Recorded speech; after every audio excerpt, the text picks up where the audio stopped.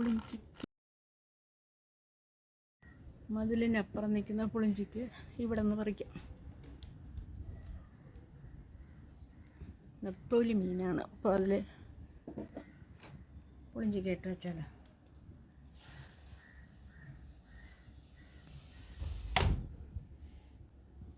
പെട്ടെന്ന് പാകാവും. പുളിഞ്ചിക്ക ഉടനെ തന്നെ പഴുത്ത് താഴെ പോകും. നെത്തോലി മീൻ കിട്ടാൻ വെയിറ്റ് ചെയ്യായിരുന്നു. കഴുകി നല്ലപോലെ കഴുകി മീൻ മുറിച്ചിടാം. മീനിട്ട് കൊടുക്കാം.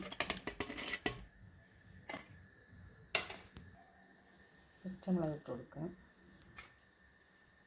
ഉപ്പിട്ട് കൊടുക്കാം.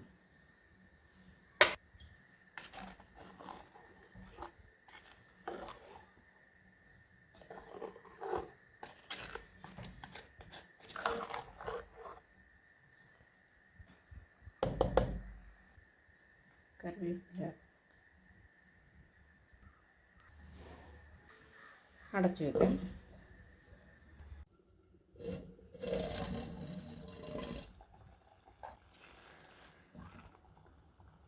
പുളിഞ്ചിക്ക നെത്തോലി മീൻ കറി റെഡി.